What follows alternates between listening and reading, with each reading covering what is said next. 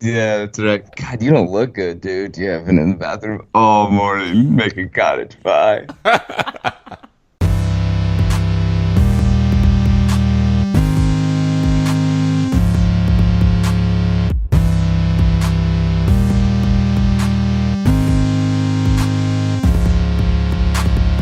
Hello, everybody, and welcome back to the Tether Radio Podcast, the only podcast keeping you from spiraling out into the infinite abyss.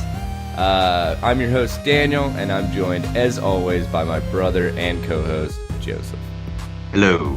Hello, hello, hello. My people. But we also, this is going to be a special episode, and we didn't realize it was going to be a special episode. So, I also have with me, in Knox Vegas, Tennessee, one of my friends from pharmacy school, Camellia Forrest, and she is a pharmacist down in Chattanooga, Tennessee. Camellia, you want to say hello? Hey guys. So she's going to be tagging along on the ride, and as we dive into the past week's happenings and look over, I don't know, all of these delicious scandals that are happening. So delicious scandals. Yeah. I like the sound of that. Mm. I like the sound of that. Yeah, how's your week, man? It's good. Yeah. It's good. Just doing the damn thing, man. What's my name? That's exactly right. Yeah, and if it wasn't for the Trippie Red rap soundtrack, I don't know if I would have gotten through the week. You know? Yeah, dude. I got to count my dumbo. So that's what he's saying, dumbo. Yeah. Oh I've my never God. fucking You said no, Dumo? but that was no. So Kidding. fuck you. So this is like Then again, how out of touch. Turn that down. I don't want to hear about his Dumo being counted. Dude. I can hear you. Talking to Finn. In like 15 years. Turn that down. Turn that psychotic space rap down. I'll tell you one thing. If you don't turn that music down, I'm not going to give you any more dumbo for your allowance.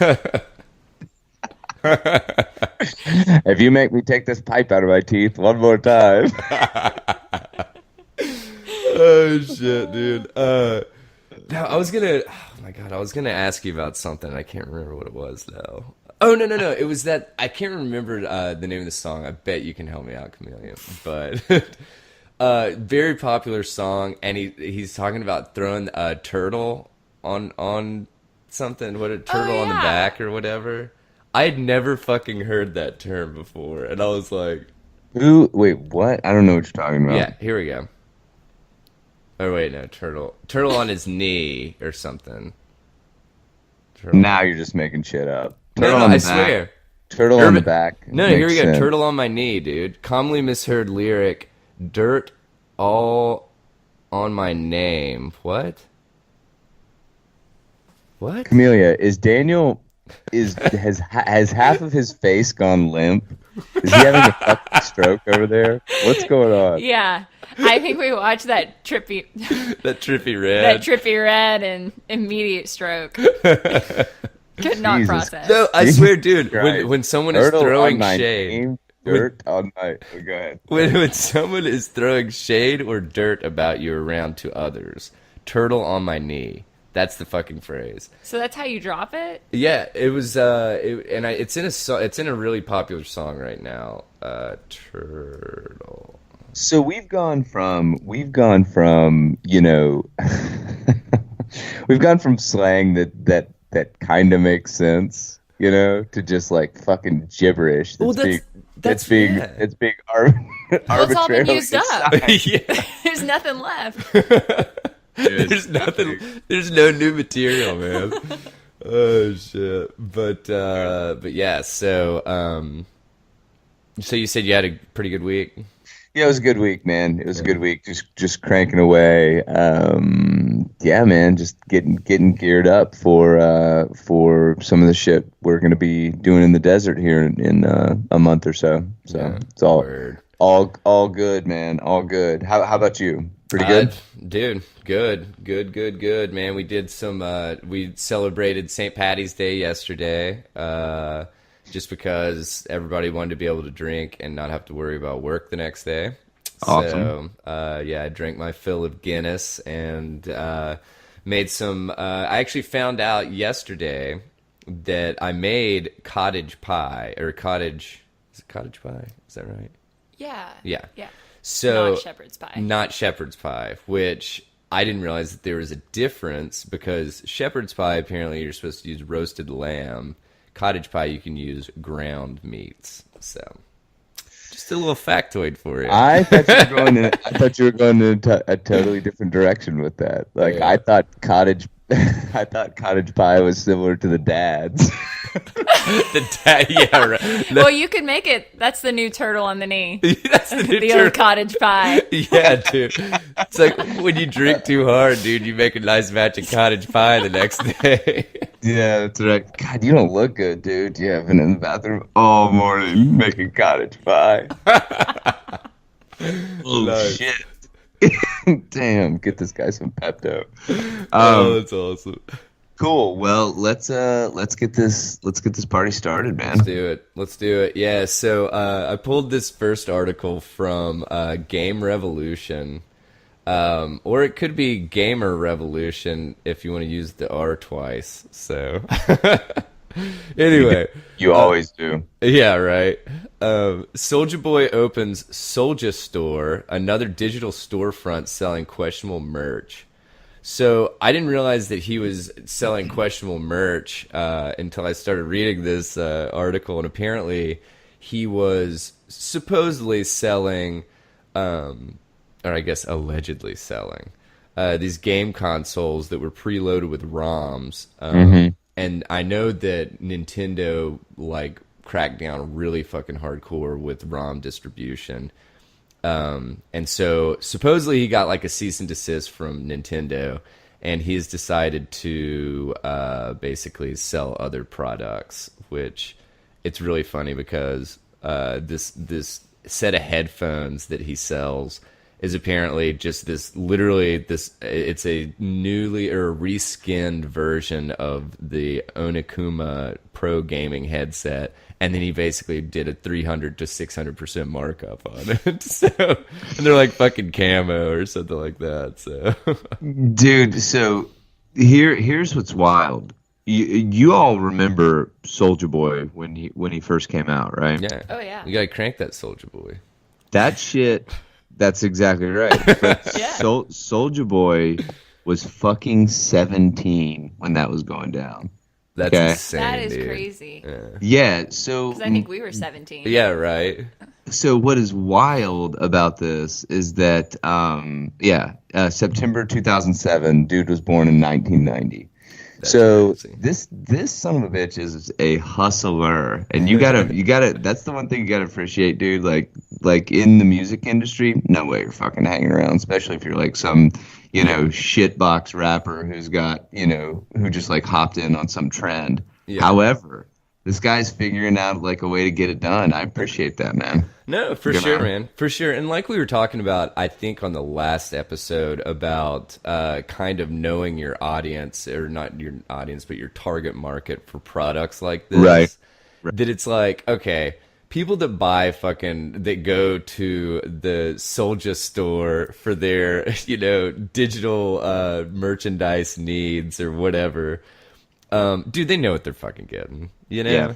I mean, and if they don't, then it's like, that's on them. I mean, it's almost a fire festival thing. Like, if someone's willing to buy it, Dude, sell it, man. Fuck it, yeah, sure, Yeah. sure, why not? Because apparently he's got which I love this, a casual glance at the Soulja Store catalog shows a variety of faux gold jewelry and clothing largely centered on cannabis culture. I like it faux. Yeah, right. Who wants to guess Soulja Boy's net worth? Ooh, net worth. I don't know, 5 million. Oh, that's my number too. I probably just pulled it from how many Ah. game consoles he sold. 5 million. Okay, Camellia. I'll go with 7.5. Are we playing Price is Right rules? Yeah, I was I did 5 million and one. $1, Mom. Yeah. No whammies, no whammies, no whammies, no whammies. $30 fucking million. Oh wow! Fuck. Did not. I would never would. So have he's a hustler. Yeah. Soulja Boy. He's made some fucking bank. Yes, he has. Yeah. Yes, he has. And just in case you're in the market for some new wireless headphones, he just launched his Soulja Pods too, which are literally fucking AirPods. So this is Daniel. You know what? I don't like that turtle on your knee, dude. I don't like what you're doing right there, man. Right? I mean, smack that turtle off your knee. Dude, turtle on your fucking knee. What? How do you use that? It just makes me think of a grandfather. Like, oh, those kids, there's turtle on their knee. Yeah. And I would have gotten away with it had it not been for those kids throwing that turtle on my knee. Back in the day, we used to just slap a bitch instead of saying turtle on the knee. Like we'd never throw shade. We'd never clap back. You know? Never clap back. Yeah. So, dude, do either of you have Twitter? Yeah, I've got Twitter. Not me. When people put the emojis and it'll be like, there's like a clapping hand between every word. Do you know what I'm talking about? Yeah. I don't know why, but God, that fucking annoys me. You know? When they're like, I told you that just like, stop it. Yeah, dude, Twitter just fucking annoys me in general. Social media. So speaking of being annoyed, yeah. The next article here is what is this fucking Grinch up to, dude? Dude, I'm just gonna start this article off with a real guttural bah humbug. This motherfucker redefined Scrooging it. So yeah. Pulled this one from Global News Canada, which this is also surprising because it's like, dude, I feel like actually, you know, it's really funny. I just thought about it. That Tim Hortons, that's up in Canada, isn't it? Tim Hortons is in Canada. And we covered that one lady that was a disgruntled customer and they weren't like taking care of her like to her liking, so she literally backs up against this thing, takes a poop in the floor, and throws it at the cashier. But I feel like Canadians are either like 100% nice or 100% vile. There's no in between. Yeah, I mean, that's true. That's true. And I don't. So this guy choked an Uber driver, correct? Yeah. So yeah, I pulled it from Global News. It's man arrested for allegedly choking driver who was singing Christmas songs in March. So let's go ahead and dive into this one. On March 4th, a Pennsylvania. Oh, so this was actually. Well, that's weird. It was in Pennsylvania. I wonder why this is. I guess it's just getting covered by the Canada News or whatever. But anyway. That's what makes the Canada News. Yeah, right. That's what makes the Canada News. But anyway, so a Pennsylvania state trooper responded to a call of a reported medical emergency on the side of an interstate ramp. So, dude shows up, and there's two guys standing behind their cars, and basically, the driver said that the passenger, he was singing, the driver was singing Christmas songs. The passenger became disgruntled, kind of thing, and reached up and started choking the driver. Okay. And so my favorite part about this is here we go. The officer noted in the criminal complaint that the victim's neck appeared to be red and he had broken blood vessels in both eyes. So this motherfucker was straight up trying to achieve choke something. the life out of him. Yeah. And all because he was belting out some fucking Christmas tunes, you know? I mean,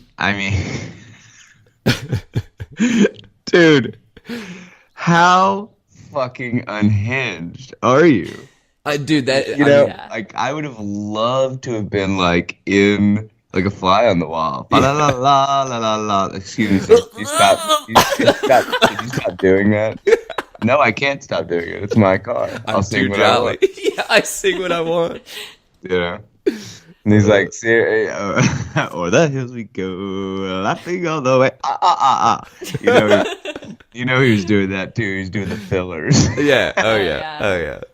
You know, He was doing Rudolph the Red-Nosed Reindeer with all the fillers in between. with all the fillers, like a light bulb. And the guy just couldn't handle it. Oh my god! Not like a goddamn light bulb, like a light bulb. Oh, that's awesome, dude.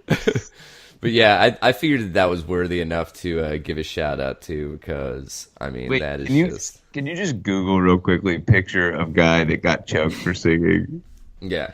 I hope I really hope this guy. There's a picture of him and it looks. My big question though is, how is the guy like made it this far in life? Like, if you fucking lost it over a Christmas Carol, how are you like still in society? Yeah. I don't think There's he's gonna so be much there more for annoying long, stuff.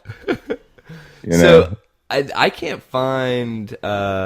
This is really weird. I pulled up this other article, and they have a fucking pin dropped on a Google map for the like county jail that he ended up in, and it has a 2.1 star rating for 22 reviews. At the county jail. At the fucking county jail. God, dude. Their vending machine doesn't even take credit cards. Yeah, right. That's so ridiculous. I can't find a photo of him though. They just have like generic like stock photo of, you know, police lights and shit like that. So That's all right. That's all right. So maybe we should just, you know, kick it back a notch and take it back just a little bit, right? Let's have a lick of cool cream. But yeah, let's figure out the best way to get a nice fresh batch of cold cream, or not cold cream. What is it? It is cold cream. It's cool cream, isn't it? Is it cool or cold? I thought it was cold cream. Right, our granddad used to say like this. He used to say like, "Yeah, what the fuck are you guys talking about?" Our granddad used to call ice cream cold cream, and he'd be like, "Yeah, we need to go get a lick of cold cream." I don't know, it was weird. Yeah. So that makes me think of like you're cold looking cream. hydrocortisone cream. Yeah. Like yeah. It makes me think. Honestly, it makes me think of that phrase that Dad sometimes would say, that it's like, "I'm so hungry I could eat assholes fried in cold cream." That's so gross. That's so fucking so disgusting. gross. That's so gross. But I can think of a situation where that could be delicious. Yeah. Dude, you're in the desert. You haven't eaten in days. There's Nice they're steaming cottage pie. You know, your bowels just ain't right. Cottage pie all over the place. Cottage pie. The people that you're traveling with are totally throwing the turtle on their knee because you're dealing with all that cottage pie mud butt stuff. They're like, "Stop making cottage pie." Yes, exactly. But speaking of cold cream, and I didn't realize that South by Southwest is it pretty common for tech companies to like showcase shit at South by Southwest? Super common, and I apologize for this bird going ape shit in the background. Are you Dude, hearing? it is. I mean, this motherfucker is on one, dude. Yeah. Maybe he's just pumped about the cold cream. Yeah, right. I mean, he's amped. I mean, I'm you know. You hear that? Jeez. That is insane, dude. He's in it, dude. It's mating season. It's full on. But yeah, South by Southwest is aside from CES. Mm-hmm. You guys have heard of CES? Yep. CES. Yeah. Consumer Electronics Show in Vegas. South by Southwest is the next biggest place that they reveal. Yeah, for sure. Oh, that's crazy, man. Because yeah, I totally did not. I thought that South by Southwest was mainly like music, right? It's turned into like this like music, art, tech fest. But yeah, gotcha. But yeah. So LG unveils Snow White, which is dude, definitely just sounds like honestly, LG unveils Snow White sounds like just code and text for like, come over to my house and do cocaine. Yo, just dog, rail some coke. LG's about to unveil some Snow White. You know what I mean? Yeah. Yeah. What do you mean, man? It's Wednesday. All right, so go ahead though. So basically, LG put out this basically instant ice cream maker kind of thing. So it's described as like a Keurig for soft serve, and you can do like sherbet, you can do sorbet, granita, gelato, ice cream, frozen custard, frozen yogurt. And so basically, how does it work? What's going on here? So they don't go into much about exactly how it works. And I was talking to Camellia before we hopped on the call and everything. And dude, from what it looks like, it has these two almost like cylindrical parts on both sides of where you would put a glass underneath. Like basically it looks like a box with the center cut out kind of thing. It looks like a 3D printer is what it looks like. It kind of does. Yeah, it kind of does. It kind of does. And so you put these pods in there, and see, that was where I was kind of like, okay, well, obviously, with some of these products, I don't even think they're even like milk based kind of thing. Like for instance, I don't think sherbet is milk based, is it? Isn't that just like basically like? I don't know. Maybe Break it is. this thing down. Yeah, I know, right? Is sherbet milk based? Yeah. Wait, are you saying sorbet? What the fuck is the difference between sherbet, sorbet? Dude, I don't know. I don't know what the difference. Granita? Now I feel like we're just making shit up. Now, my question is the difference between granita and sorbet. Yeah. But those are like ice based, whereas sherbet, milk, those are like cream Italian based. ice. Yeah, of thing. Italian ice. Okay.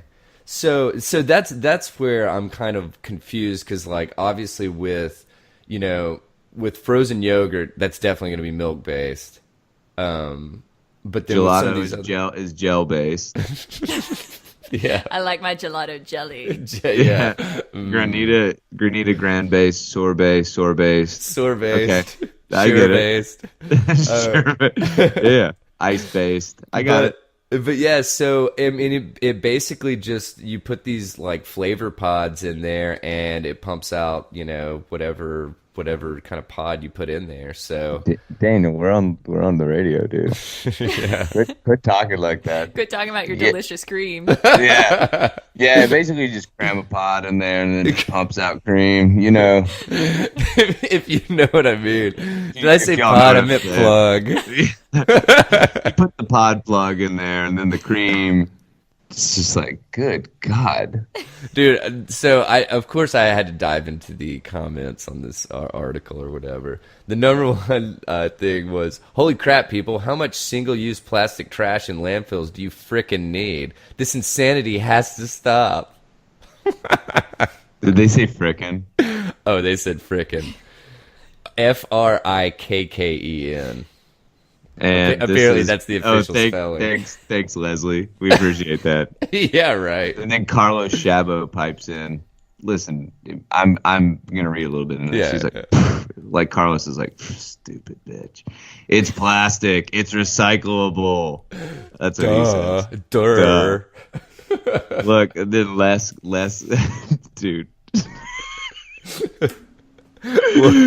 Les says, already making a spot for it next to my easy chair, next to my Alexa. I still have to get up to go to the bathroom. And then Null Code says, have a plumber install a toilet in the easy chair. Everybody's got fucking solutions, dude. Oh, man, this is just on Engadget. I think we found the Zinger Zone. Zinger Zone. Oh, it's fucking awesome. God. But yeah, so something else just to mention as a side note, apparently LG also introduced a home brew machine at CES this year. And that I sure as shit don't know how it works. Because I was talking to Camellia, and I'm like, so what, you just put all the shit in there, and then it's like, I think that I want an American IPA, middle of March. Wait, there's no way what is this thing? It's a fucking homebrew machine, like for gross. Yeah. Doesn't work. Will not work. No, can't work. It's got to taste like shit too. Yeah. Can't work. And then fast forward 6 months, and it's like homebrew taking over the scene, the most delicious thing ever. Get your homebrew cups. One thing's for sure, Tether Radio was dead ass wrong. Hey, it wouldn't be the first time. Oh man, and I'm calling up Daniel, and I'm like, hey bro, any press is good for us. Yeah, right. Any press is good for us. Oh shit. All right, so we're gonna take a hard left turn here. Mm-hmm. And pop out of homebrew ice cream here and head over to DNA testing company will now let users opt out of helping the FBI. Bum, bum, bum. Which you brought up something, and I think it was either last episode or the episode before, and it was an article that you had pulled about all of these heritage or like ancestry, fucking DNA, 23andMe, Ancestry, all that stuff. They've been like convicting criminals using the data from those, right? Yeah. And I'll rehash this quickly, Camellia, just in case you are not up on this. But I would be really interested in your opinion as I recap this because it's kind of crazy.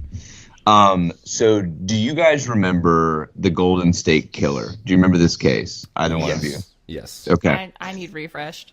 Okay. So there was this guy that was arrested. This was maybe a year or two ago. And, I mean, dude, I am in a goddamn menagerie right now. Are you hearing this shit?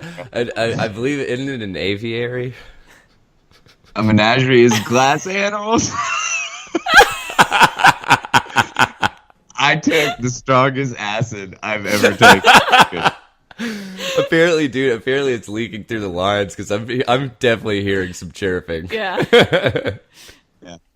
Yeah, an aviary. Thank you. I'm still getting the brain ticking this morning. No worries. But so they arrest this guy, right? This guy who's like in his 70s, mid 70s, for a series of rapes and murders that happened in the state of California over like a 3 or 4 decade period. Okay. And this guy was like an insidious son of a bitch for sure. Like crazy shit, horrible shit. Like the nature of my commentary is not to exonerate this crazy shithead for the horrible things that he did. However, the way that they found him was by using a ancestry database, right? Like 23andMe, like Daniel was saying, ancestry.com, whatever. One of his family members, a distant family member at that, had taken one of these ancestry tests, right? And so what you're able to do, as you guys probably know better than I, is look at, basically say, hey, I've got this DNA sequence here or whatever, and I'm going to look at other sequences in this database and see what's close, and that suggests that these people are related. And if I can get close enough, then I can. And this is what they did. They got close enough, and they thought, okay, well, this guy. They had a list of suspects, right? And then they needed his DNA. Then they didn't have his DNA, and they needed his DNA to compare to DNA that they had, right? So then what they did is they looked in this database and they said, okay, well, one of our suspects, his relative's DNA is actually close to the DNA sample that we have. So then what they did is they went and got a sample of his DNA from like a napkin he threw out or something, matched it, and arrested him. Okay. So not a huge problem when you are trying to pick up, some serial rapist killer, right? You're not going to get a lot of pushback on that. Yeah. But if you zoom out, like, that is a fucking crazy idea, right? Well, and here's my problem with that. These companies, there's going to come a point where nobody is going to be buying the product for what it is. Yeah. So what are they going to do? Well, they have this wealth of information. Yeah. They're going to sell it to the highest buyer until there's laws keeping them from doing that, you know? Yeah. So Totally. I think that comment is spot fucking on. And honestly, I think that was the plan the whole time. Oh, yeah. Yeah. Yeah.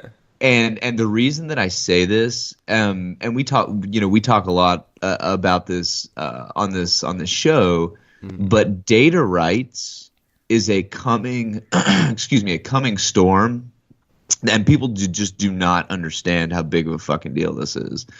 I'm not going to say it again for the millionth time, but the point is, the data that you produce, you should own. That's it. Period. Right. If you walk through a door and open a fucking door and it changes the air pressure in the room, and there is a device in your house that records that, you should own that data. Period. It's in your house. You've created the air pressure shift, and that's something that is not, that does not reflect like the only data that cannot change and that actually is you, which is your fucking DNA, right? Yeah.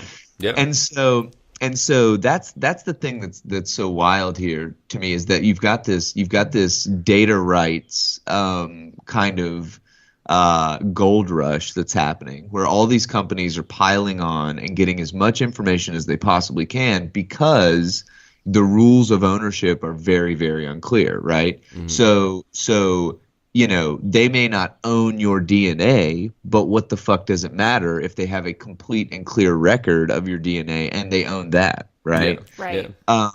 And so, or they're suggesting that they own that, which they shouldn't be able to. I mean, the idea of you guys would definitely, I think, would have a pretty good idea on this. Your medical records, who owns that? Like, if I go to the doctor and he takes my blood pressure and they record that information, who owns that information? Do you know? I mean, I think it is the patient that Yeah, I owns think it's it. the patient. And then basically just like through, HIPAA and that stuff, that it's like the physicians are allowed access to, kind of thing. But that being said, that information is hacked all the fucking time. Yeah. So. Right. So it's just it is interesting to me that I mean, read this article. DNA testing company will now let users opt out of helping the FBI.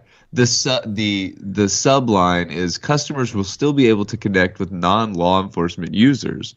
What? What does that even mean? What in the fuck are you talking about? I mean, do you think if you told most people, no, send it in and we'll tell you that you're like, whatever, 100th Irish or whatever the fuck. Yeah. But then also we're going to sell your data. Like, nobody would do that. Nobody. Yeah, of course. And so anyway, I just think that this is I love reading things like this, because the understanding of the like data verse, for lack of a way, way, way better way of putting it, that we live in is starting to become more apparent.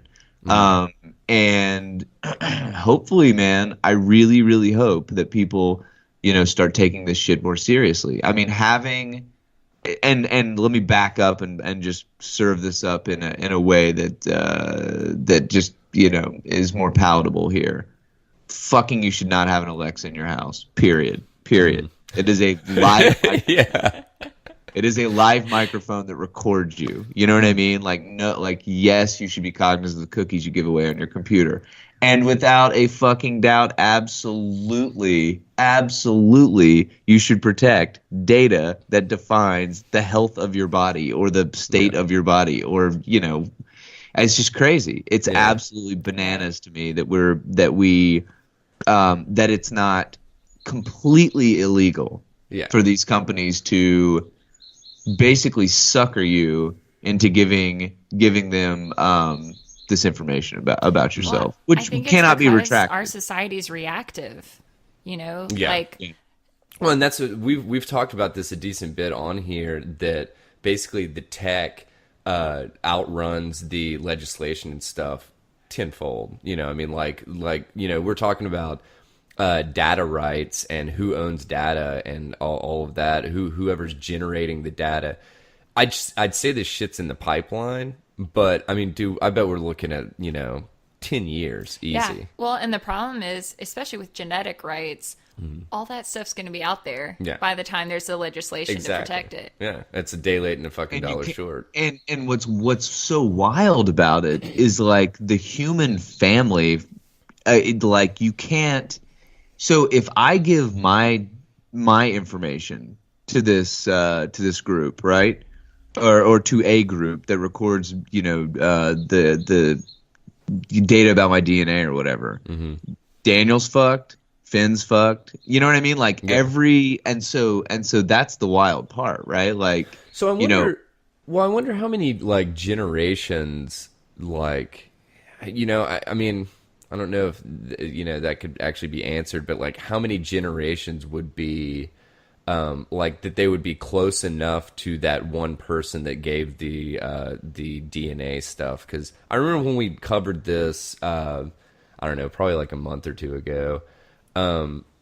How, and I can't remember exactly what basically what it was is they could take, if one person, like you said, Joseph, if one person from a family took the DNA stuff, that at least the nuclear family and probably a generation past that would be, close enough to where that data, it would be similar enough in regards to like your genome or whatever. Hey, one name for you. One name.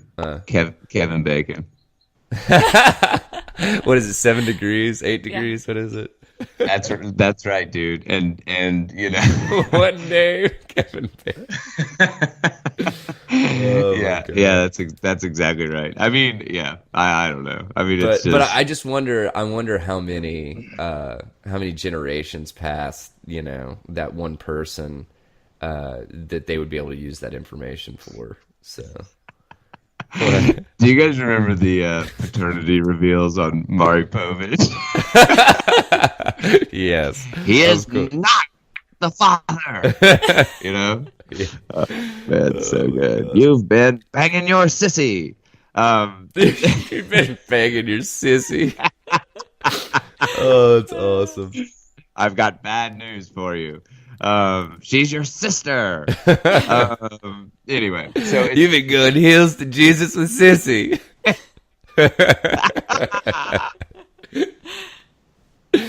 Oh shit, man. Oh man, nightmare.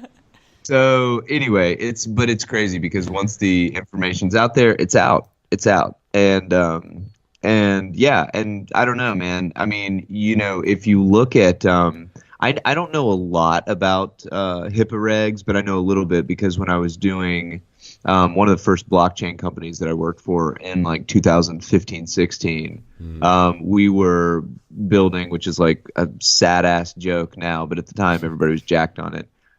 Something called a longitudinal health record, and so the general idea is that if you could have a this might be a rabbit hole, but I'll get there quickly. If you can have a wallet, a cryptographically secured quote wallet for tokens, then you could theoretically have a cryptographically secured personal wallet for tokenized healthcare data, right? All that means is that you could have like a health passport, right? That you keep, that you have cryptographically protected password to, and it is yours, and no one else has it, right? So it's almost like a more complicated, like whatever one HSA. of those. That's what sounds like that. Really? I mean, you could link that information to your HSA account, which is yours for the rest of your life. Yeah. So I was gonna say like almost one of those medical bracelets kind of thing. You know what I'm saying, Joe? So that you can have like the etched in whatever stuff, but obviously it would be in a digital form that you would only have access to, kind of thing. Correct. And we went as far as to, we were having deep conversations with CERN and with Epic, and we were in it fucking deep. And so my point is that as we were thinking about and we had a fly in and had a big meeting with the VA to talk about doing some proof of concept work for the VA. This is years ago, and the idea is like it's not that good because the underlying tech just can't support that kind of the complexity and the throughput that you need for something like that now. But it was an interesting idea then. Anyway, my point in saying this, my point in saying this is that we did a ton of research on how to kind of bootstrap the legislation, right? Because at the time, the VA was in total turmoil, and there seemed to be an opportunity to come in and provide a pretty compelling solution to like get VA records back on track, right? Or on track to begin with, or whatever. And so my point is that one of the places that we were concentrated on were the meaningful use clauses of technology for healthcare records, right? And there are like 6 stages of this. And it's unbelievably unbelievably fucking archaic. It's like eliminating the faxing. The goddamn faxing, right? Oh, dude, I know. Like, honestly, that has blown my mind dealing with specifically. I know a lot of the housing stuff that Megan and I have had to deal with, like buying a house, getting approved for like loans and stuff like that. That and like for some reason, fucking healthcare. It's just so antiquated. Like how they still have. The fact that we still have paper prescriptions that are given out is a fucking joke. Period. Yeah, it's like ridiculous. But what's crazy is that, and this was just building on your comment about the regulators chasing industry, right? Chasing the public sector chasing the private sector. Yeah. There's just fucking no way. There's no way they can keep up. And so it's I think what's then I'll wrap here with this, but I think what's really, really interesting about this type of conversation, talking about these DNA testing companies that are fucking private companies that are pulling down the most valuable information about you that anybody could possibly have. Yeah. Literally the most valuable information. Because those were other things that we were looking at, is like the value of healthcare data versus literally the dollars in your bank, right? And when you boil that up and start thinking about the value of healthcare populations in context to big companies, it's insanely valuable information, right? Additionally, healthcare information for people that want to build fake profiles about people and pull off like really complicated hacking and really complicated fraud, like identity fraud. Yeah. This is just insanely valuable information. And so, where the innovation really needs to happen, and this is slightly unrelated, I guess, but is in the way that we legislate, considering the speed of technology, right? And that's a fucking hard problem. That's a really hard problem. Yeah.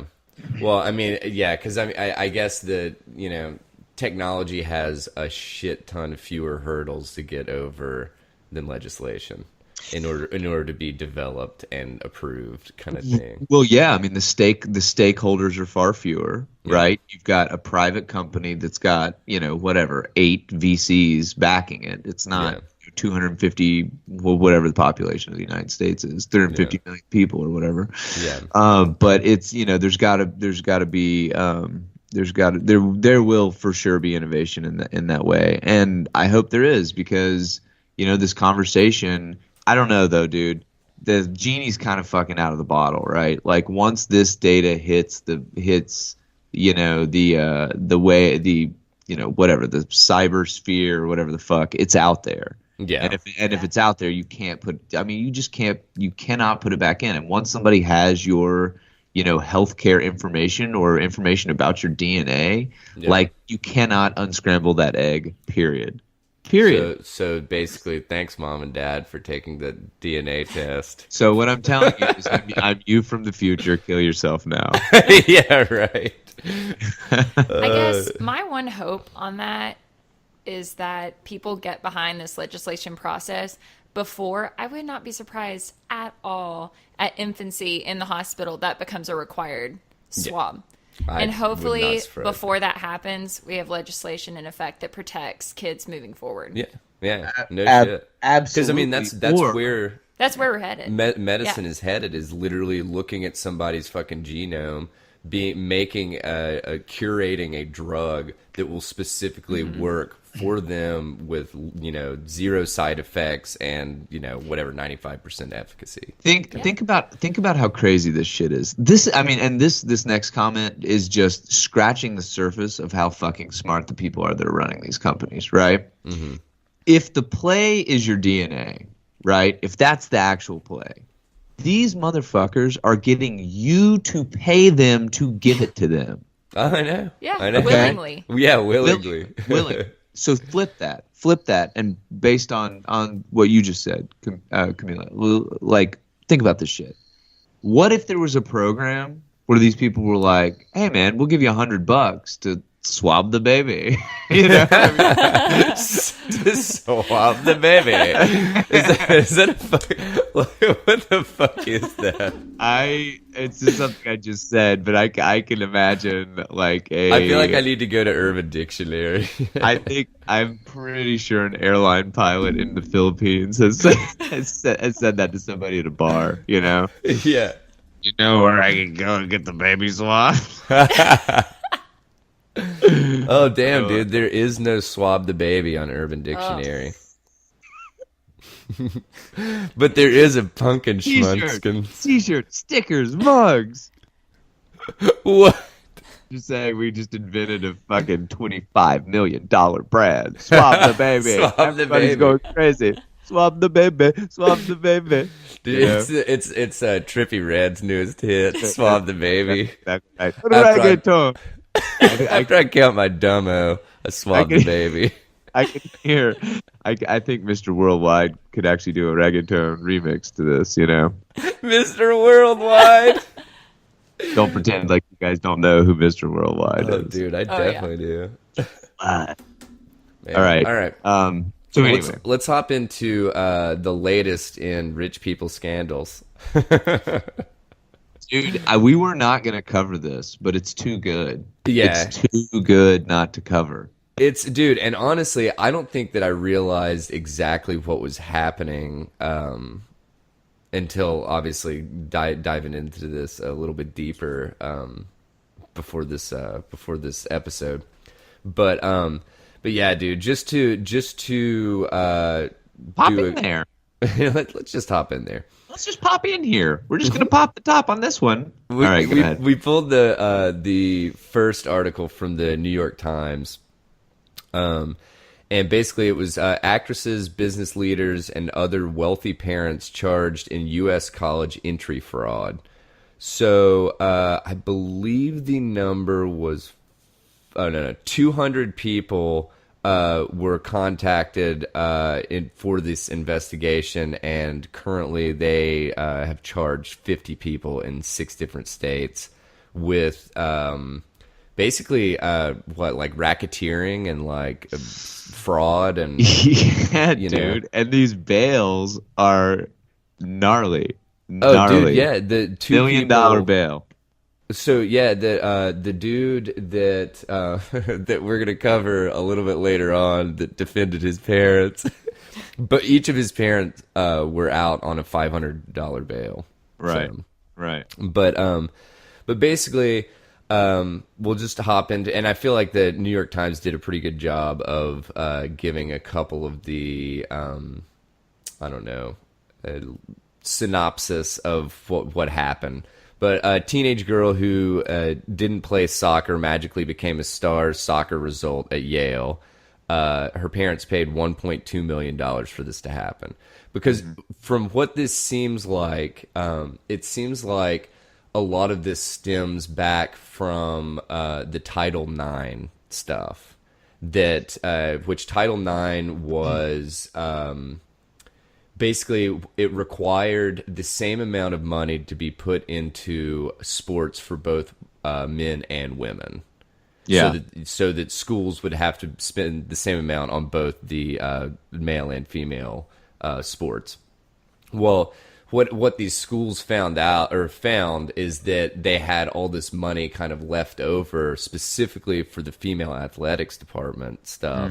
And so they, that was why some of these people were able to like basically pay to have their kid be a star athlete at whatever school and get in on an athletic scholarship or whatever the fuck, kind of thing.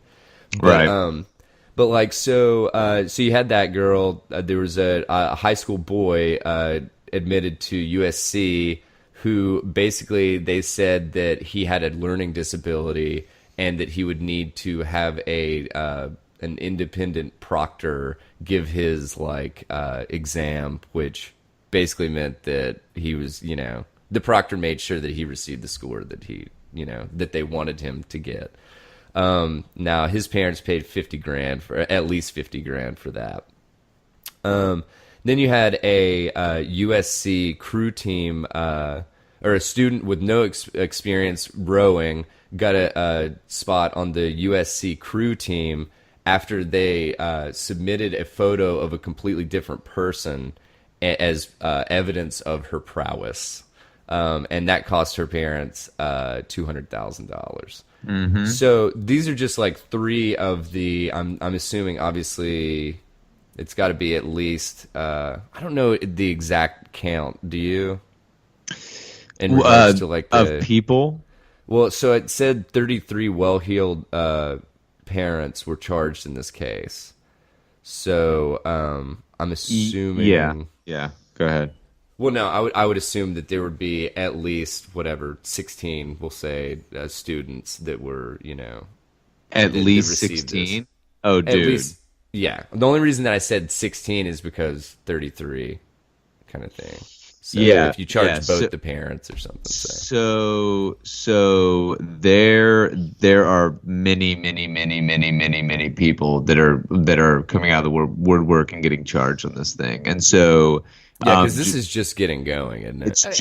It's just getting going, and what's like shitty is that my alma mater is. It's a big fucking player in it. Yeah, it is, and so I mean, it's just a little bit of context. USC in Southern California is, it's not a fantastic school. It's a top, 20 in the country, so it's a pretty good school, but it's it is just a, well-heeled private school, right? And so is USC, would it be considered kind of a party school? I was just wondering. No, not really. I don't think. I mean, it's just everybody. Just a lot of extraordinarily wealthy people go to school there, right? Gotcha. And if you are a family in Southern California, there is a lot of value in your kid going there. Like you're gonna go Ivy League, or you're gonna go to USC, and the reason is just the alumni network is really amazing. It's just a good school, and it's storied in Southern California. And if you do business in the state of California, the two big ones. It's really odd how the classification happens. I mean, UCLA, great school, right? Mm-hmm. Berkeley, great school. UCSB, great school. But USC and Stanford are kind of considered on the same plane, I guess. It's just it's an odd thing, right? Because why the fuck would a parent pay all this money to get their kid into USC? But it's like, unless you understand the culture of USC, it just doesn't make sense, right? Yeah. So anyway, but my point is, where I was going with that was that It sucks that that USC is at the center of this, or one of the schools that's at the center of this. But one of the reasons is because the consultant, this guy Rick, whatever the fuck his name was, is based out of Newport Beach, right? And so the depth of this scandal is really kind of mind-boggling, and for me, the lack of oversight is really interesting as well. There was one example of, I believe, a kid that was applying to either Yale or USC or both, maybe. They photoshopped his face on a fucking pole vaulter. That is fucking insane. So photoshopped his face, right? And so it's just interesting because if you're at a certain level of wealth, everything is just a tax, right? Yeah. Like there's nothing is unattainable. You just have to pay for it, right? Yeah. And so, I mean, college admissions is no different. Here's what's crazy though. Like we're having this conversation about undergrad college admissions, and I get it. Like it's gross. Like people are upset. Totally get it. I mean, but at the same time, man, like if you wanted to go to grad school at any fucking school, and let's say that you had gotten out of undergrad and had done very, very well, had just like started a business and made $30 million and whatever. If you wanted to donate $5 million to Harvard and also apply to Harvard, there's nothing illegal, there's nothing stopping you from doing that. And you would absolutely be buying your way into Harvard, right? Yeah. So it's like, the bigger problem here in my mind is that is just the college for many people is just a passport stamp. It's not really this like this thing any longer where you get like a functional skill. Hard stop unless you did what you guys did, right? Yeah. Most people do not. The very, very, very few people go from biology or micro or whatever and then parlay that into especially just like undergraduate degrees. Absolutely. That's the vast majority. I know that the vast majority of people that I've spoken to that have an undergraduate degree probably do not work in anything even remotely, related. Right. You know what I'm saying? Right. Like you said, it is literally a passport, stamp kind of thing. So it's true. It's true. So it's just, and so you have these really wealthy parents that want their kids to go to a certain school, and if they can, pay somebody to do it. I think the big question that people are kind of going through right now is like, how much did these parents know? And in some cases, apparently a lot, right? And that was something else that was kind of interesting because in one of these articles, they had said that the vast majority of kids were not like aware of this stuff happening. But I mean, you're not like, oh, I woke up and I'm a fucking genius today. Exactly. So it's just like, I mean, like, because Camellia and I were talking about it, and like, okay, how fucking hard you studied for something or prepared for something or whatever. Literally, in a couple of these cases, these people paid to have their daughter's SAT score switched to an 800 on the math, which is a perfect score, and a 715 on the literature. And which, I mean, dude, that puts you at a fucking 15. So right. I mean, like, you're not very shy of a fucking perfect score. Some of them supposedly did not know. Some of them supposedly did. I have a hard time believing that, I guess. Yeah. Well, but then others, or at least others definitely did know. Yeah. Right. Yeah. Others definitely did know. As a matter of fact, there was one article that I read where the fucking child, right, was on the conference call that this guy was having her parent was having with this guy, with one of the consultants or whatever, who is explaining exactly what was going to go down, and then it was like the kid or the parent was like, "Is this illegal?" And the guy's like, not if you get caught. You know what I mean? Like, Yeah. or not if you don't get caught or whatever, right? And so, But I mean, they're still a minor at that point. Yes. So yeah. No, you're exactly right. But it's just my whole thing is like, can you imagine being down to like knowingly expose your kid to that kind of fucking behavior? We're like, we're gonna do this. And that's the thing. Shitty That's what thing. Daniel and I were talking about. Yeah. It's because it literally is. It's perpetuating like this sense of complete and utter entitlement. Like you said, Joseph, teaching your fucking kid that when you have enough money, everything's a tax. Like you said, it's like, oh, you can have whatever the fuck you want. You just got to pay for it, kind of thing. Right. And I mean, because I was talking to, we were discussing the articles this morning, and this kind of comes back to the whole like second and third order effects kind of thing, because it's like the parent views it as the fucking means to the end is, hey, I'm going to pay this money and my kid's going to get in school. That's it. Well, then what you've done is you put this kid, you've kept another child out of getting into that school. That potentially, well, most likely deserves it a fuck ton more than the kid that paid his way in. And then this kid, if you don't have to work for something, normally you're not going to take full advantage of it. Kind of thing. And so it's like they get some bullshit degree that they're never going to fucking use anyway. Right. And it's just, I mean, there's just so much damage done in regards to, something that the parents might view as not a big deal kind of thing, that it's just like, whatever, fucking we might not be able to go to Fiji this summer. Yeah, but I think that one of the huge drivers for this though is like this keeping up with the Joneses shit, right? So if you're a really wealthy parent and you've got a dipshit kid who's just like, I just want to be an Instagram star or whatever the fuck, right? Whatever the fuck these people say, and you're just like, okay, well, I'll just pay for somebody else to do the work and we'll just get them in, because like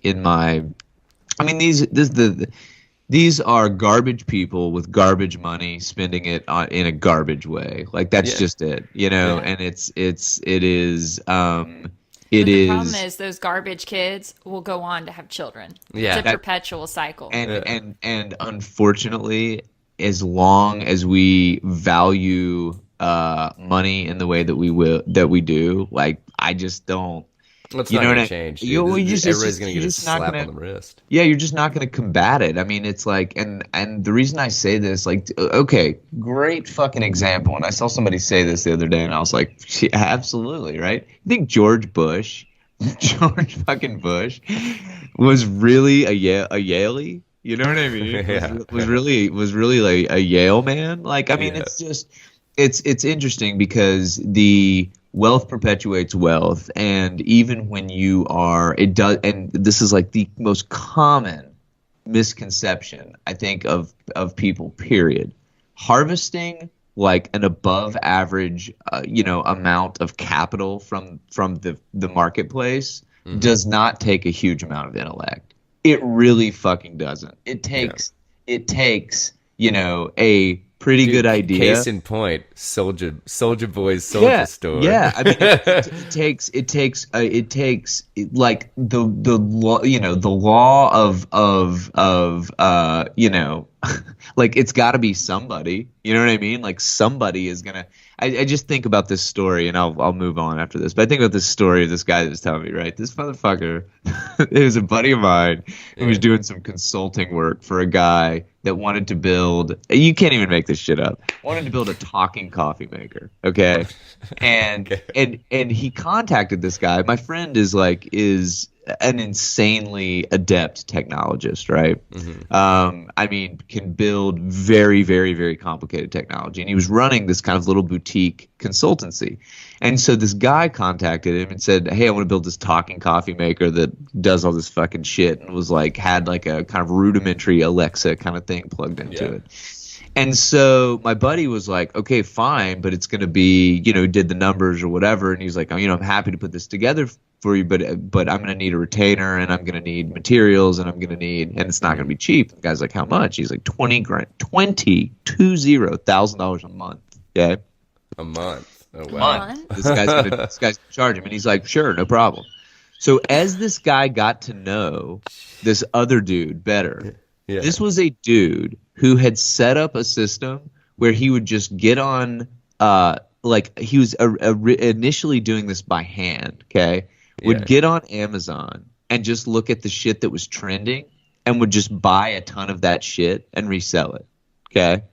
So what I'm saying is, he would just see, summertime is coming up, goggles are trending, so he would just go buy a ton of goggles from China and resell them, right?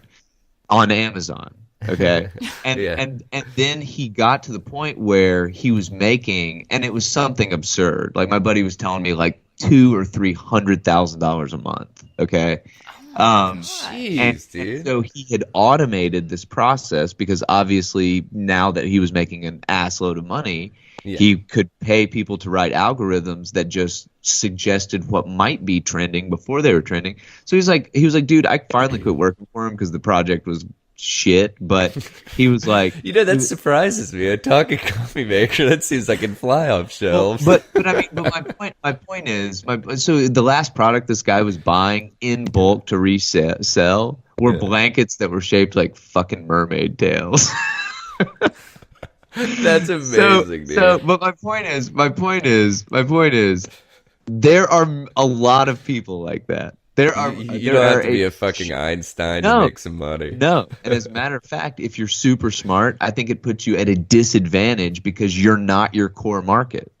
Yeah. The bell curve of intelligence is real. And if you're a smart person and you're trying to think up products that people are going to buy, the only perspective you have is your own. So you're like, oh, dude, people like this. Well, no, they won't because there's I don't know, 20% of people that are like you, Dude, I told you the squatty potty was going to be successful, though. Dude, listen, man. When you're trying to grow out a humble pie, what did you call it? A humble pie? No, it's fucking cottage pie. Cottage pie, yeah. When you got a mad case of mud butt, you need a squatty potty to make sure that the flow is good. That's exactly right, dude. But anyway, but we digress. So this college entrance shit is going to be really, really interesting to see how it evolves, and let's see what happens, man. So do you want to take this next one about the defense that's being built by one of the sons of the two people that were allegedly involved in this scandal? Oh, God. Yeah. This is awesome. So the quotes from this are fucking incredible, dude. As we were researching this guy, this fucking knucklehead. His name. So this reads like an Onion article, right? It really does. I mean, it really does. But there is a couple, Gregory and Marcia Abbott, who allegedly bought their daughter's way into college, right? Well, their son, their rapper son, whose name is rapper in quotes. In quotes, yeah, in quotes. When the New York Post thinks you're a shitty rapper, dude, move over, But it says their, quote, rapper son popped out of the family's Fifth Ave building to smoke a giant blunt and defend his parents while bragging about his CD. So he smoke a giant blunt. He says, this is what Malcolm Abbott says. They're blowing this whole thing out of proportion. I believe everyone has a right to go to college, man. I didn't go to college. and then he says, the toker who sports a ponytail and raps under the name Billa then shamelessly plugged his music. Check out my CD, Cheese and Crackers. Oh my God. He says that his parents got roped into this by some guy who fucking cheated them. And he goes on to make an uncompelling argument about this. But anyway, yeah, Cheese and Crackers by Billa. Dude. But I mean, the whole thing about that is his direct quote, "You're blowing this whole thing out of proportion." I mean, you can't teach the people. Yeah. Like, they do not understand what the problem is. Yeah. So it's just going to continue in a different form. Yeah. That's right. And I gotta say, the one thing about this article that just like, or this whole thing that just like fucking blew my mind. There's this Harvard grad in Florida who's gotten sucked into this, right? And he was like a consultant at some kind of SAT, ACT, prep company. This motherfucker could take one of these standardized tests, and he is so fucking smart, I guess, in this particular way, that he could score what he wanted to score. So they would say this student needs to score a 630, and he would score a 630. What in the world? That's fucking crazy. I mean, it's just like But that's what he chooses to do with his time. Yeah, right. Here's the thing. When like I just told you a story about a multimillionaire, fucking douche pickle who's making $200,000 a month selling mermaid blankets on Amazon. So my point is, when you're in high school, if anybody's listening to this, that's in high school or college, right? When you're looking around and there's like that guy who or that gal who the teacher is, pouring it on, it's like, well, Aaron got every question right. Well, Aaron turned his homework. Like, you don't want to be that guy. What you turn into is like the socially incapable motherfucker who can like cherry pick SAT and ACT scores, right? And as we have just been shown, that's a dark path, listeners. Dark path. But, anyway, oh my god, So let's go to the other side of this, right? Yeah. And what if you're one of these poor bastards that doesn't have a parent that can just make this shit happen, right? Yeah. Well, so go then, ahead, sir.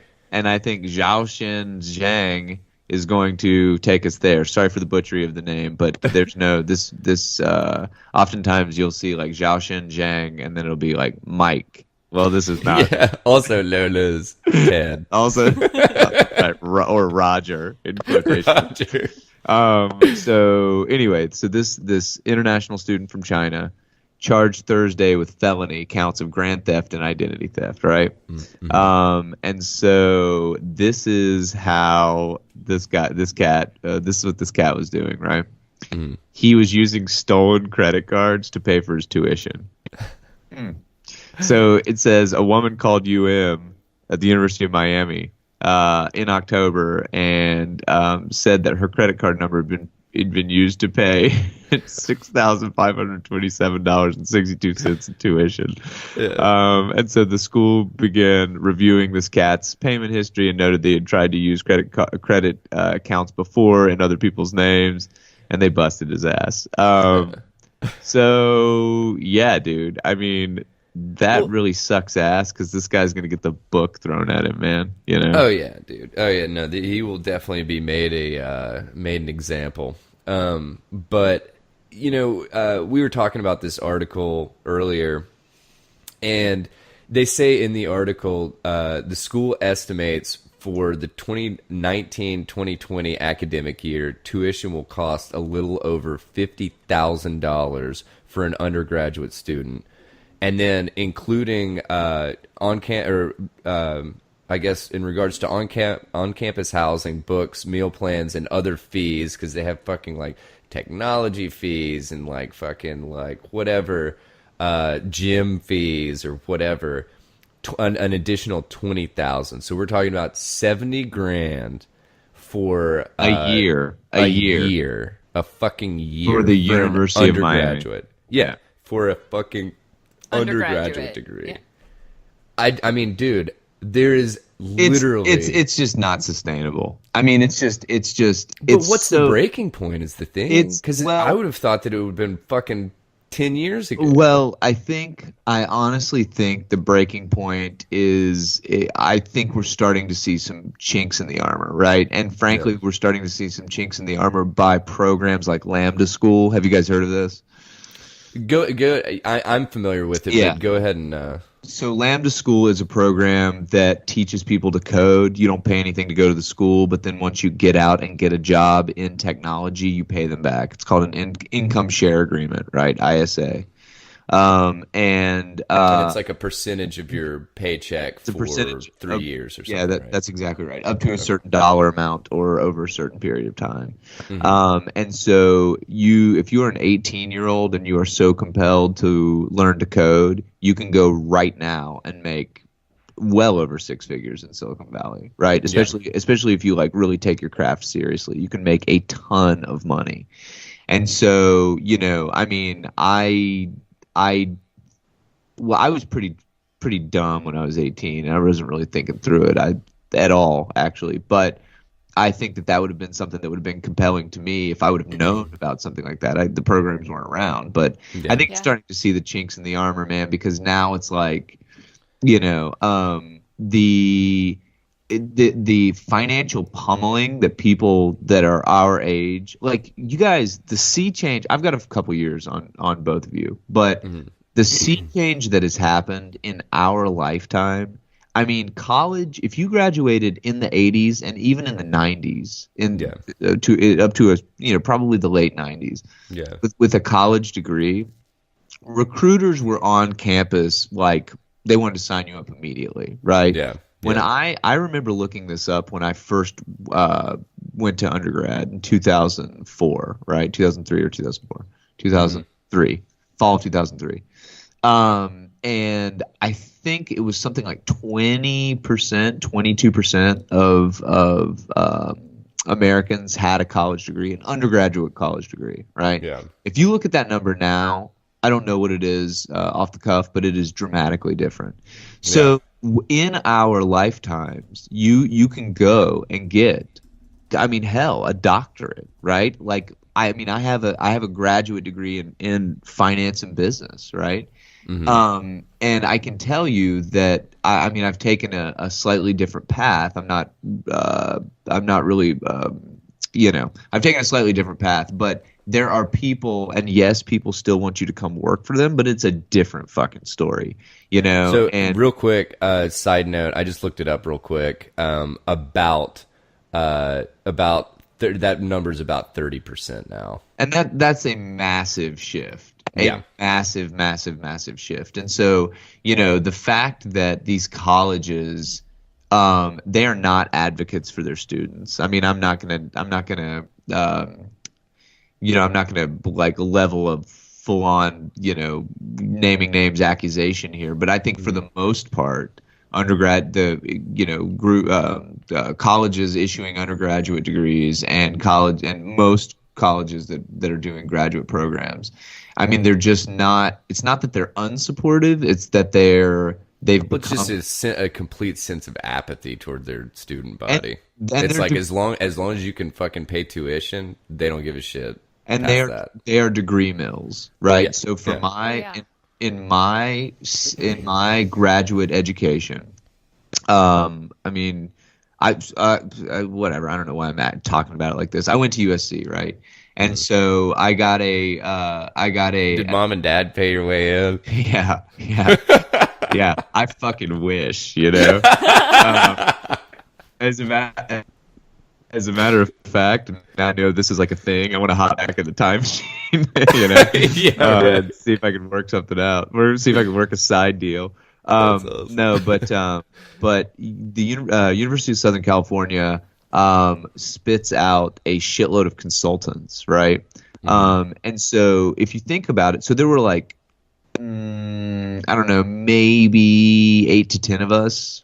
Maybe I had a class of probably 150 people, maybe 160 people. I graduated in 2017, and maybe 10 of us, maybe less, probably less, decided to pursue entrepreneurship, right? And actually started a business and actually did some shit. We're working at startups, right? Yeah.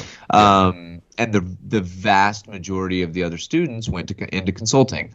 Why am I saying this? The reason I'm saying this is because these places have become degree mills.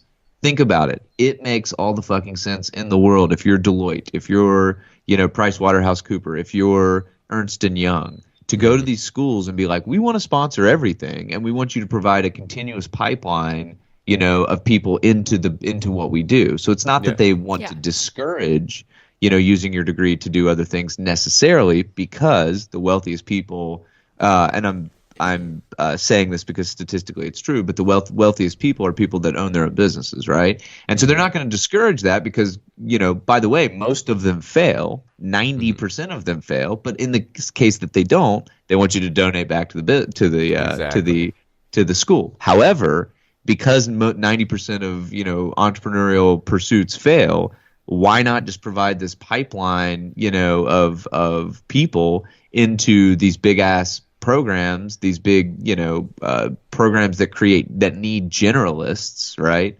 And then now you've got money coming in from Deloitte, PwC, and these big consulting firms. And I don't think USC is unique. I think most schools think that way. Even in your guys' case, if it's something like Walmart or whatever coming in and saying, we need a shitload of pharmacists, so bring us pharmacists. That's actually what I was gonna bring up is and this was really frustrating for me in pharmacy school, is that it seemed like they really they basically told us that there are two routes that you can go: community and hospital. Right. Even though there are a shit ton, like the workforce for pharmacy and the field of pharmacy, it's extremely dynamic. Yeah, and there's all sorts of other shit out there. Right. And so I mean, but it's the thing that's going to be most useful for them is you getting placed so that you'll become an alumni and you'll get back to the school, like you said. And those are probably going to be the two avenues that 90% of the students are going to end up in. You know? Yeah. So, well, and I'm actually not going to hate on it because my experience at USC was actually awesome. Mm-hmm. And it was it was actually awesome. And actually something I forgot to bring up in the college entrance scandal that I just want to pitch in there because it made me think about this. Yeah. So there is a developer in Southern California, a guy named Rick Caruso. Okay. Mm-hmm. Both of you guys have been to LA. I think. Camellia, have you been to Los Angeles? I have. Okay. So there are some big developments and some notable developments. But have either of you been to the Grove in it's kind of like Bohemian Grove? Yeah, that's exactly. I'm just kidding. Do you guys know who Moloch? Do you know Moloch the? Do you know my friend Moloch the app? No, but there's a big development called the Grove that's just south of Hollywood. There are many developments that this guy's done, like billionaire, very very wealthy guy, right? Yeah, his name sounds familiar. Yeah. Oh no, I'm thinking of Robinson Crusoe. You're thinking of Robinson Crusoe. Yeah, Rick Caruso, tattered khakis with a rope belt.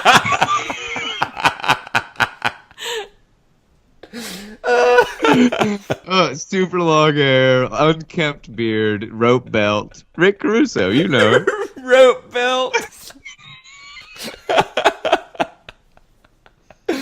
Oh my god, he never fucking has shoes on.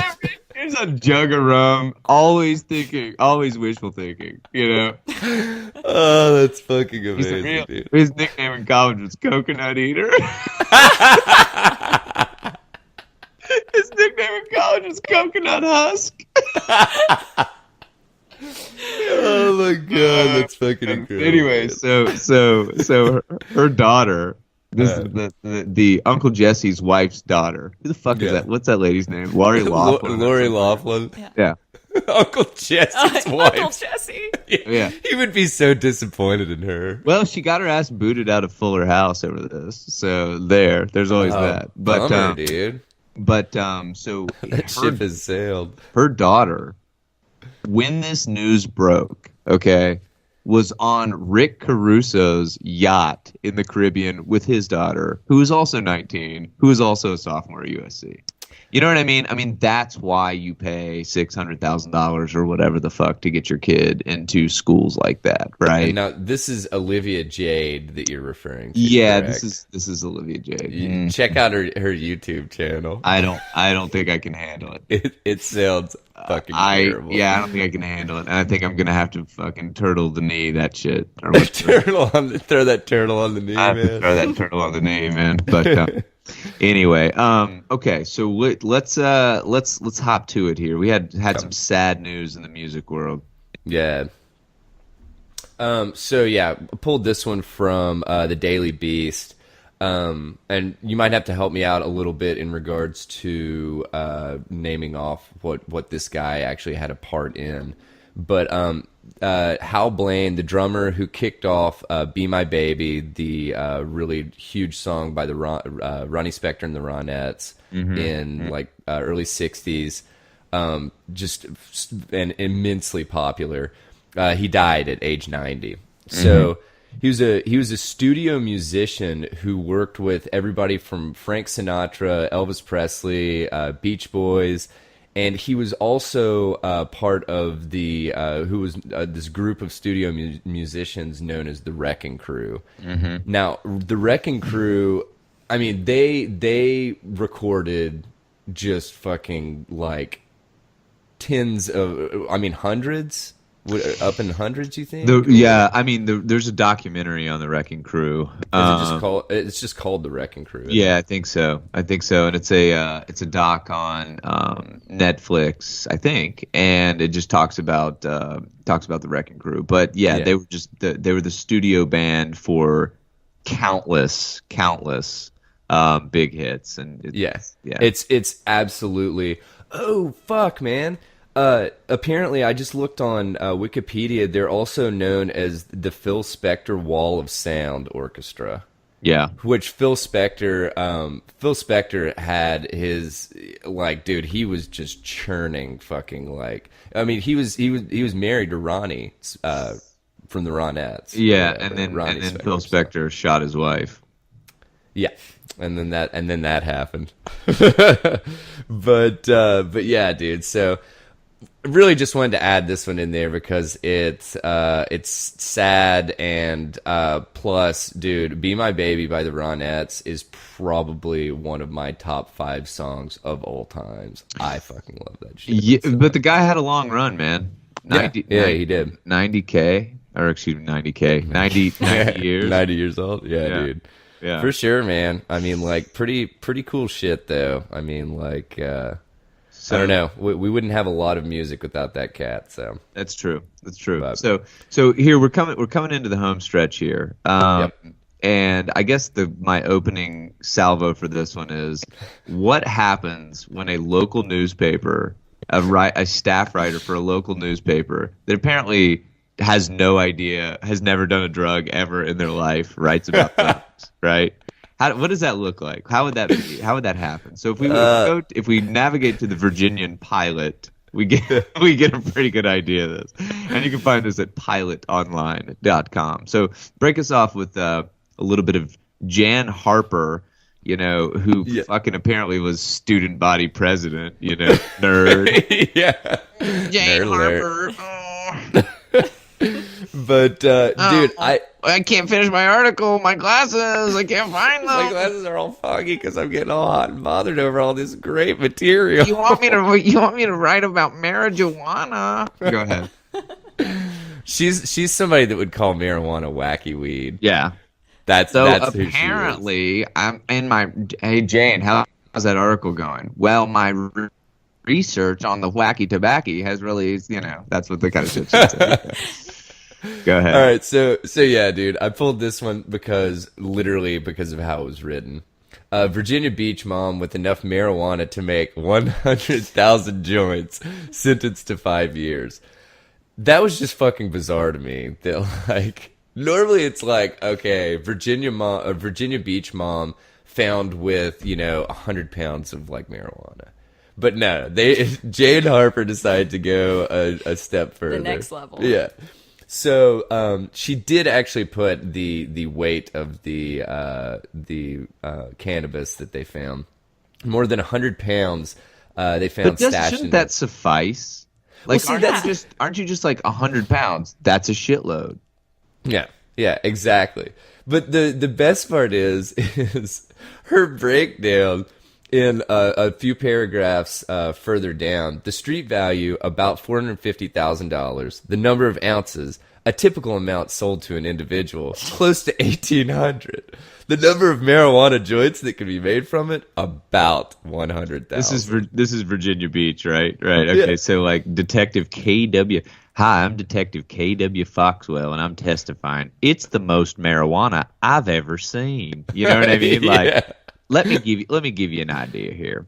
The amphitheater here holds about 20,000 people. You could fill it 5 times and give everyone a joint. Like, I mean, dude, this is one of those like middle school, like Jane has fucking 15 watermelons and she gives Ted 5. How many does she have left? well, You know? listen, what Laird just proved out, if you can fill that bitch with 20,000 people and fill it 5 times and give everyone a joint, right? Yeah. Like, that sounds like a Grateful Dead concert. Yeah, right. What the fuck, man? We're like, yeah, no shit, bro. We've known this since '67 when the Dead hit the road, dog. Yeah, You know? since fucking Woodstock, dude. Give Oh my god. 5 times to give everyone a joint, or give everyone 5 joints, man. Yeah, man. Yeah, Share dude. the love. Or give everyone 5 joints. You know? Oh, that's just a fucking party right there. So, And when asked, you know, hey, Detective Smith, any reason why she might do this? It's the allure of the quick buck. And she has really for that judge. She's lost custody of all her children. Now, here's what's amazing. Yeah. By the way, look at Jane Harper. Square britches, definitely, dude. Down at the bottom, there's a pic. You see her? Oh wow, Oh. yeah. Fair, Jane. square britches. She's probably square bridges. she is probably yelling at her kid right now for the Britney Spears poster. Yeah, right. It's suggestive, Kyle. That's what I'm saying. Cleavage is suggestive, sexually. You know? That's what she's yelling right now. But here's the deal. And this is what's shitty. This is what's really shitty. It's 2019. Who gives a fuck? Who fucking cares? Weed? Yeah. I don't have 1 trillion pounds. I don't care. Like, Yeah. you know, there are states, man, where 100 pounds of weed, somebody's like, yeah, that's like a Tuesday of what they sell. You know what I mean? Yeah. And this poor lady is going to the clink for 5 big ones over, you know, her $100,000 or her 100,000 joints. Why am I When converting? meanwhile, we anything have kids to dollars? stroking out Yeah. on meth and whatever. Exactly. You know.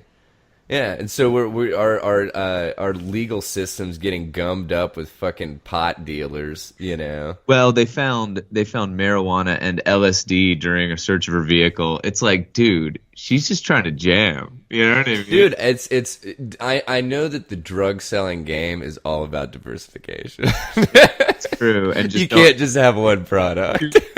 two rules: diversification and don't get high on your own supply. You know?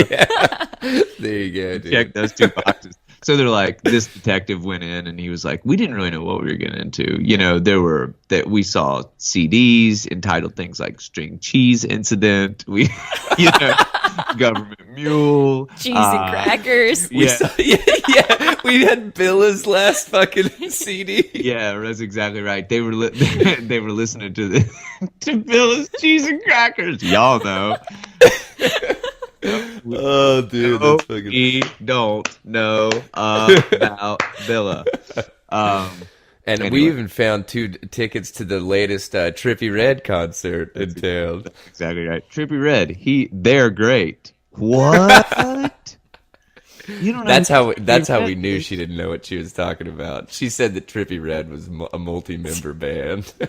This is how we really didn't know what she was talking about. We were like, "What's the shortest String Cheese Incident song?" And she said 5 minutes, and we were like, "You know, it's 9 minutes. It's more 9 minutes. Yeah. Anyway, Oh, that's awesome. well, here we are, dear friends. We find ourselves at the end of another pleasing helping of Tether Radio Podcast. What did you guys think of today? Did you have a good time, Camellia? Are we gonna get you back? We'll see. Only time will tell, man. Only time will tell. Playing tough to get, depending on how it goes once it hits the waves, man. Let's get the airwaves. I mean, if you go get a few more Spaniards on there. yeah, she's back here, dude. Yeah, dude. Yeah, we've got a shitload of Texans. We've got a couple of Spaniards, and we actually had a Korea the other day, which is interesting. Oh, so crazy. So we will see. But anyway.